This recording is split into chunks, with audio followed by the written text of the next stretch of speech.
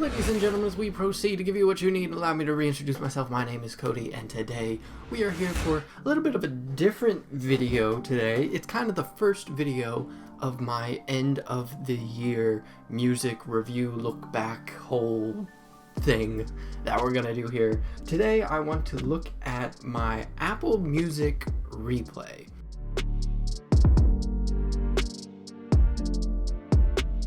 First and foremost, I want to say Apple Music Replay sucks compared to Spotify Wrapped. Spotify really has that whole thing down. Apple is just like, there's no ceremony to it. It's just so cut and dry. Yeah, this is what you listen to.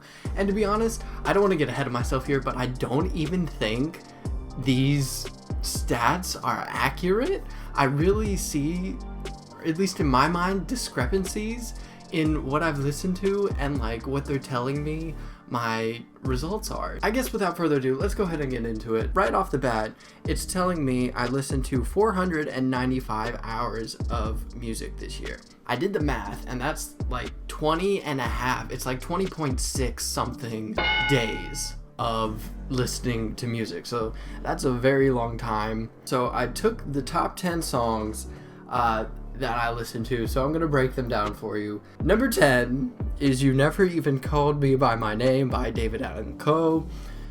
That's my sister's fault, first and foremost. The less we talk about that, the better. I had a phase in like January, and I guess it really carried into the rest of the year. It's 27 plays. I know I listened to other songs at least that many times. Just looking at my list here, there aren't songs on here that I know I listened to a whole bunch. Let's look at number 9 is Under the Sun by J. Cole and Lute featuring DaBaby. This obviously came out last year. I think it might have been my number 1 song last year or one of my top songs last year as well. Number 8 is A Tale of Two Cities by J. Cole with 29 plays. 2014 Forest Hills Drive is my favorite album of all time, and I have a playlist called J. Cole Everything, which is literally every single song with J. Cole or featuring J. Cole on Apple Music.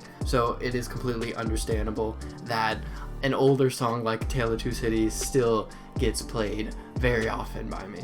The next 2 songs are off of Mac Miller's Circles album. We have Hand Me Downs at number 7 and Circles at number 6. I listened to this album a lot this year, especially at the beginning of the year when it first came out, but even like throughout the duration of the year. Definitely like a more laid back album, dare I say, in your feels. When you're in your feels, you'll listen to this. And Lord knows 2020, God, 2020 has been a year of the feels. Number 5 is Can You Blame Me featuring Lucky Day by Kehlani. I love this song so much. I listened to this on repeat so many times. I love the whole album, but this song by far is definitely my favorite, so I can totally understand how this is my number 5 top played song of the year. Number 4 is actually Life Is Good featuring Drake and by Future. I didn't realize I listened to this song that much. I know I did when it first came out, but I guess over the course of the year, because when did it come out? It came out earlier in the year, like in the first couple of months, I think. I don't remember off the top of my head. It's getting like the benefit of releasing early in the year and really adding up on those plays, I guess, just over time. Number 3 is Middle Child by J. Cole. Again, another song that came out in 2019 that just really carried over into this year. We did get 2 new songs from J. Cole with Lion King on Ice and The Climb Back.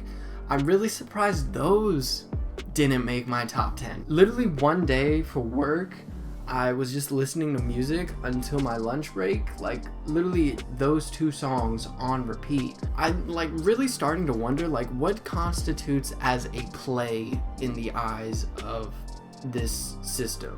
That's like at least 4 hours. So 4 hours on repeat, that's at least like 20 plays, right? I don't know the math off the top of my head. If my number 10 song has 27 plays, I would think those songs would have at least like peaked into the top 10 with as much as I played them. So number 2, we have Good News by Mac Miller with 40 plays. It was the single, I believe. So when it first came out and that like week leading up to the album's release, I did listen to this a ton back in January and then again through the duration of the years. And then number 1, I knew this would be number 1 coming in to looking at my stats. It is Big Black Truck by Dreamville and JID with 51 plays. I don't think I ever skipped this song when it came up on my phone. Every time I saw it, I was like, yes, I'm gonna listen to it. JID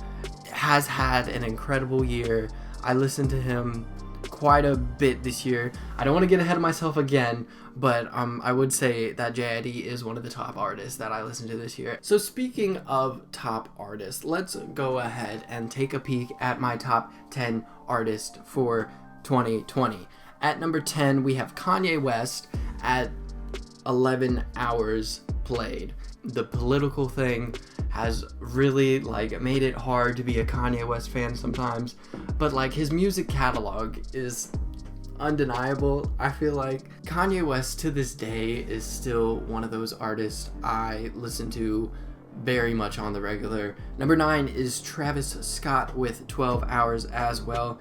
Travis Scott has had an amazing year. I think Forbes just announced that he's made like, I don't even know how many millions of dollars, but they like did an article on him and they broke it down of how much money he made this year just off of those corporate deals alone with McDonald's, PlayStation, Fortnite. He's really taking over this generation of music and even like transcending that and going into a much larger cultural phenomenon. Next up, we have Earth Gang, also with 12 hours. They are an amazing duo, part of an amazing group with Dreamville, and all of the love goes to Earth Gang. Next up, we have The Weeknd with 12 hours as well. I was actually kind of surprised by this one because as good as The Weeknd's new album is, I really didn't think I listened to it that much, especially compared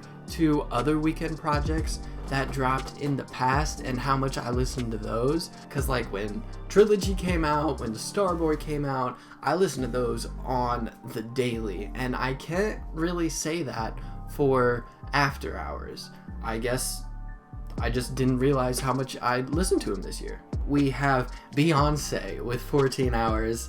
You can't go wrong with Beyonce. Beyonce has given us so much that it's kind of hard not to consume a lot of Beyonce's music. For me, it just pops up in my playlist and I don't want to skip it because it's Beyonce. And she's fantastic. Next up, I'm very disappointed about this. He's in my top artist, but I really thought I would give him more hours than 14. Of course, I'm talking about JID. Every time I mention JID in a video, I talk about how he is my favorite, with the exception of J. Cole, who obviously is my all-time favorite, and I only gave him 14 hours. I really thought I would give him more than that. I feel like I let him down by not giving him more. I will do better next year, JID. I will do better of being more of a crazy fan for you next year. Number 4 is Dreamville with 14 hours, which like that really isn't like a defined artist. That is definitely the collective artist, and that I think comes from me listening to Revenge of the Dreamers, Ari Lennox, Lute, Boz, Earth Gang, JID, J. Cole, all of those people I think are grouped into this category, so I definitely listened to a lot of them this year. Here we go, top 3. We have Drake at 22 hours. That's not surprising for me because I do listen to a lot of Drake. Kind of hard to avoid listening to Drake on a regular basis just because he's been everywhere and he's so big and he's just at the top of the game. Number 2, we have Mac Miller with 23 hours listened. I predicted this and I was right that Mac Miller would be number 2. So that begs the question, who is number 1? And who do you think is number 1? J. Cole with 39 hours. Yeah, it makes sense. J. Cole I love J. Cole so much. 39 hours compared to second place with 23 hours. I want to go backwards here. It says I listened to 160 albums. Number 10 and number 9 are Coming Home by Leon Bridges and Trap Soul by Bryson Tiller. I just have these two albums downloaded on my phone. That's why they have so much spin time, because I open my music page and they're front and center. And they're like some of my favorite albums of our all time. Over the last couple of years, I've really changed how I listen to music. I used to like pick an album and then play that album and really stay on it and stick on it for a long time. But now I found I'm much more reliant on playlists. So I have a number of playlists based on mood and feeling. When I listen to an album for the first time, I figure out what playlist I want to send this specific song to, and then that's where I listen to it. I don't really search out specific albums as much as I used to. Number 8 is Forest Hills Drive, of course. That's another album I have on my phone just downloaded, and it is on my music homepage, so it makes sense that I would listen to that a lot. And then number 7, the first album released in 2020 on my top 10 is Shoot for the Stars and Aim for the Moon by Pop Smoke. Didn't realize I listened to this album that much, but I guess I did. Obviously, a lot of emotional feelings associated with that album as well, being his posthumous album. And then number 5 and 6, the album by Tiana Taylor and Lemonade by Beyonce. So the Beyonce album, again, is an album I have downloaded on my phone. But Tiana Taylor, I'm very surprised that this is in my top 10. Not that it's a bad album, it is one of the sleeper albums this year, I think. Not a lot of people are talking about it as far as album of the year contender, but I really think it at least deserves an honorable mention. An album I thought would be on here that isn't is Kehlani's album. I thought for sure I would listen to Kehlani's album more than I did Tiana Taylor's album, but I guess I'm wrong with that. I gotta be honest, I don't remember playing this 29 times. I really don't. And then number 3 and 4 is All American Badass by Joey Badass and 6-Piece Hot EP by Black. All American Badass, I listened to this album. It's downloaded on my phone, so it's one of those albums that's like I consider my favorite of all time. And I listen to it when I am politically frustrated. Lord knows 2020 has sucked as far as political events. Obviously, the election turned out alright, but everything leading up to that, and even everything after it, is just so exhausting. That's why I listened to this album 41 times. Black's EP, definitely another one of my favorites for the year. I'm surprised he wasn't in my artist top 10. Wait a minute. That doesn't make sense, does it? How do I listen to this 45 times, but he doesn't crack my top 10 artists? See, this is what I'm saying. It just doesn't add up. Apple, I think you need to reassess these stats. And then number 2 and number 1 are Revenge of the Dreamers 3 with 70 plays and Circles by Mac Miller with 172 plays. I didn't realize I was that sad this year. I really didn't. Somebody needs to check on me. 172 times. That's crazy. You don't realize how much you listen to something until somebody breaks it down like this. It's weird because they're collecting our data and all of that, our habits and behaviors, but at the same time it's fun because you want to listen, or you want to see what you're doing for this year. That is my Apple Music replay for 2020. I'm surprised by some things and really not surprised by the majority of it. Let me know what your top artists are, what your top songs are, all of that and more in the comment section down below. We will have more end of the year music wrap up things to come, so be sure to subscribe so you don't miss that. Follow me on social media because I will give you updates on all future videos. So with that, I'd like to thank you for coming out to this one and hope to see you for the next one.